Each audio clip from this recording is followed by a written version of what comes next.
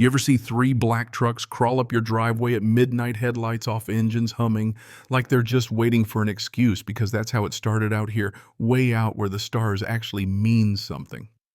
I was standing on the porch, rubbing sleep out of my eyes when those trucks eased up just past the light. And these big guys, broad as linebackers, tattoos flickering in the porch, glare spilled out and started yelling, "Time's up, old man. You're done here." That's a fun way to wake up, right? My grandpa, sitting at his workbench, didn't even look up from the old M1. Garand he was cleaning, same rifle that hung over the fireplace when I was a kid. Just says so soft, I almost missed it. Gangsters. Huh. That's cute. And he slips on that old, faded Marine jacket. The one with the burn mark on the sleeve stands up straight like a mountain and tells me, "Stay behind me, son." Let's remind them what a real homeowner's defense looks like. Yeah, that's the night the HOA decided to send muscle to scare a farmer and ended up poking a veteran who'd built this land with his bare hands. Let me back up a sec, because before Silver Creek Estates rolled in, this was just a postcard. Green hills rolling a pond, catching sunrise, the old barn red as a cardinal, and my grandpa Henry Walker, making it all hum since he was 16, fought in Korea, came home, never left the dirt. When my dad died, I came back from Denver.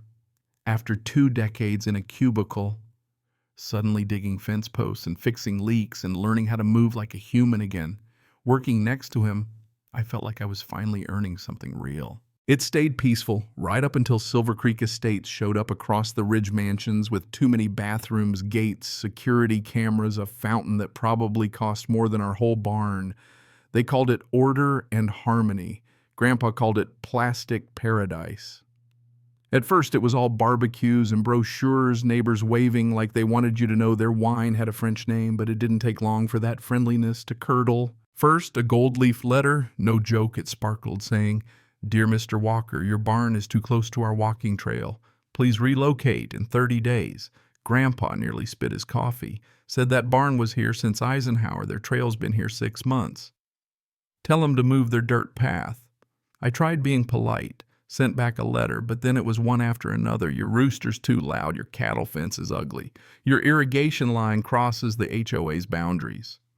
All signed Martha Caldwell, HOA president, in cursive, so perfect it made my eye twitch. Martha Caldwell, Pearl's white Lexus.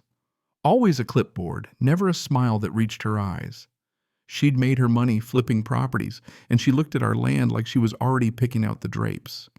One afternoon, she rolled up crunching gravel and hit us with, "Mr. Walker, we need to talk about your property boundaries.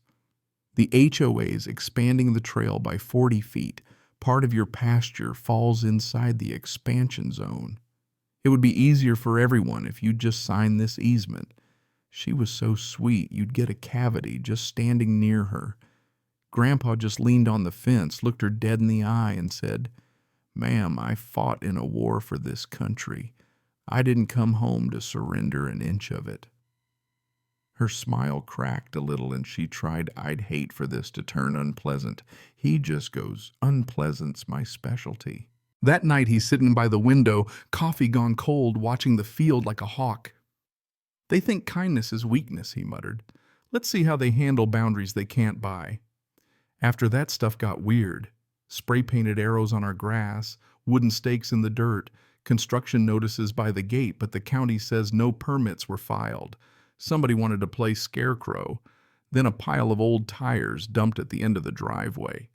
Drones buzzing the barn at night. Mailbox ripped out a note, stabbed through it. "Sell now before it gets worse." "I wanted to call the sheriff." Grandpa just shakes his head. "Sheriff's just a man with a badge. These folks need something older than law. Respect." He replaced every lock-rigged motion lights, put up cameras, and hung a sign. "Private property. Trespassers will leave in worse condition than they arrived." I told him it was overkill. He just winked and said, "Sometimes you teach people manners the old-fashioned way." A week later, here comes Martha again. This time with 2 men in suits. One had pain tattooed across his knuckles, and the other's coat was bulging in a way that said, "Don't ask questions." One last chance. Martha says, sign the easement or the HOA will take action. Grandpa, calm as a lake, says, lady, you're about to learn something about taking action on another man's land. She tilts her head. And what's that? He smiles. No warmth at all. Sometimes the land fights back. That night I see him drag out an old wooden chest, metals, a compass, a leather notebook labeled Defensive Perimeter Protocol. Pages and pages of hand-drawn maps, lighting angles, fallback zones. I ask if he thinks they'll really come. He says, they already have. They're just waiting for dark. 3 nights later, engines rumble, not thunder, but engines sneaking up by the fence. Grandpa's next to me, thermos in hand, whispering, don't move. They're measuring courage. The trucks roll away, but they leave tracks deep in the grass Grandpa planted 40 years ago. Next morning, boots behind the barn, cigarette butts by the fence. Grandpa crouches, inspects. Steel toes, contractor boots, maybe ex-cons. They're sloppy. Good. Mail comes a thick envelope with the HOA logo, cease all resistance. Failure to comply will result in forced removal, legal and extra-legal means. Grandpa reads it, folds, it says, they've gone and said the quiet part loud. That night he's out in the barn hammering metal rigging wires, adjusting floodlights.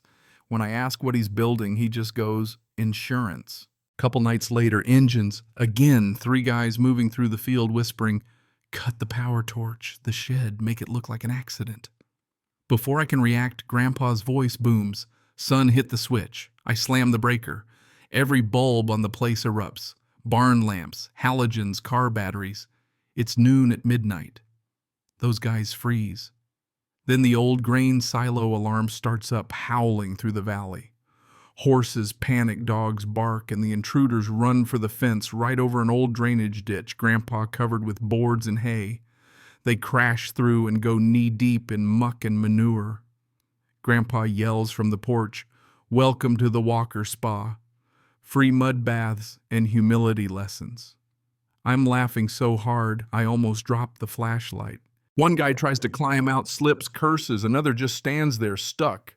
Grandpa levels the M1, not aiming at anybody, just enough to make them freeze. Sit tight, boys. Sheriff's on his way. You're insane, one of them yells. Grandpa shrugs. No, son, just experienced. Then one guy reaches in his coat. Grandpa fires at the dirt near his boots. Dirt explodes. Guy drops a lighter and gas can. Fire and farming don't mix, Grandpa says. You might have learned that if you'd ever grown something besides trouble. Deputy Collins rolls up, takes in the scene. 3 trespassers attempted arson, intimidation, and first-degree stupidity. One mutters, she said this would be easy. I ask, she, but he just glares. We both know who. By sunrise, everybody in the county's seen the footage. Local HOA hires. Thugs fails spectacularly. Grandpa's farmer who fought back. Martha tries to blame rogue contractors. But then one guy confesses Martha paid them cash. Her board cracks, half resign. The rest beg her to step down. She refuses, melting down on camera. That old man humiliated me. Grandpa's just out on the porch, sipping lemonade. Best part is he grins. They haven't even realized that was the polite version. I ask, what do you mean? He just winks. Every lesson has levels. They're about to take the advanced course. Turns out Grandpa had old deeds and maps from the 50s. He calls up his buddy Dale, a retired surveyor. They remeasure every inch. Wouldn't you know it? Silver Creek's park fountain, their utility shed, and 2 corner homes are all 12 feet onto our land. Dale laughs. Looks like they've been living rent-free. Grandpa grins. Maybe it's time we collect. We hammer up a giant sign, notice of unpaid occupancy. Portions of Silver Creek Estates located on Walker property. Monthly land use fees now apply. By dawn, everyone's seen it. By 9 a.m., Martha's Lexus screeches to a halt, heels sinking in the mud, screaming, Henry Walker, what do you think you're doing? Grandpa's cool as ice, collecting rent, ma'am. She threatens, Rance goes pale reading the new survey. That can't be right. Grandpa just nods.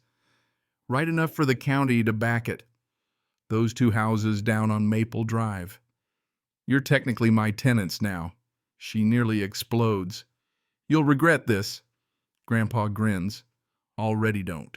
Silver Creek descends into chaos. Surveyors, lawyers, PR, local news headlining HOA illegally built on veterans' land.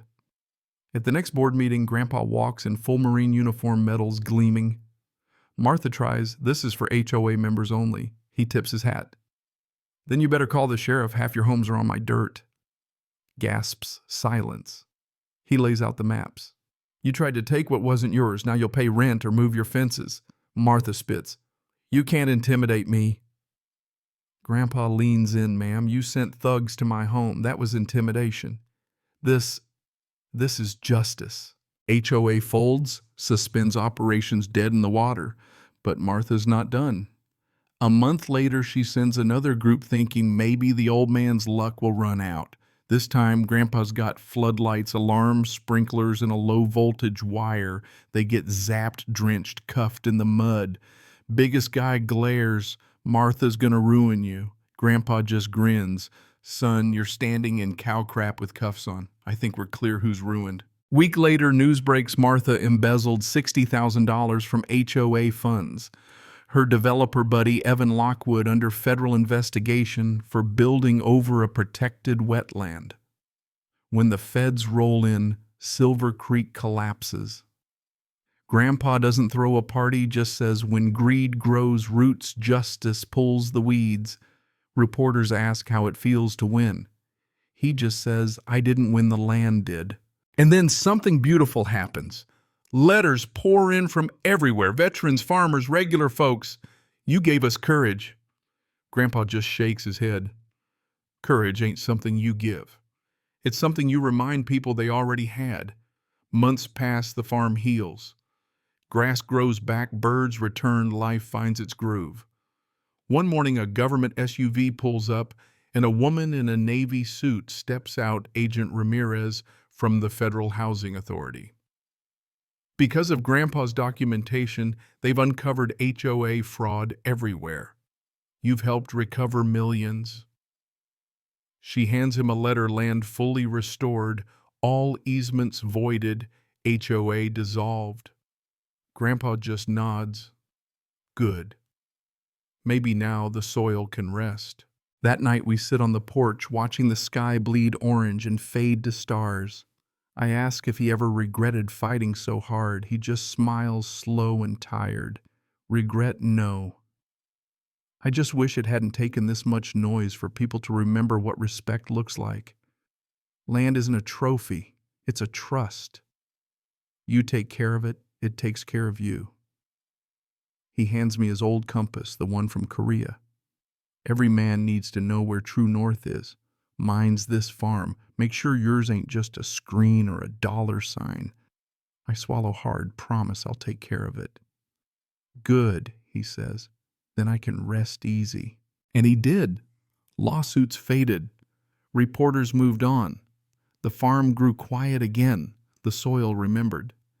Because every scar, every fence post, every stand you take for what's right, it all becomes part of the earth. The earth never forgets who stood for it. So if you've ever had to fight for your land, your dignity, or your peace, just remember what my grandpa taught me. You don't fight evil with rage. You fight it with patience, proof, and a good fence. They came greedy and left humble. They showed up as conquerors and crawled away as students. And the old Marine never had to raise his voice again.